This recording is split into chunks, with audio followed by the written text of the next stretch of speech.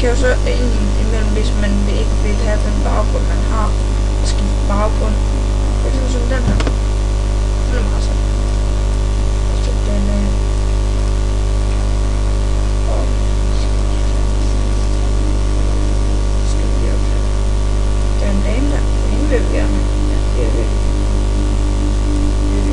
Man skal altid have det her. Så når man har den, så downloader man bare og vælger hvad den størrelse skal være, og så vælger fil og sådan noget, men vi skal ikke lige gennem den her, så det var det. Så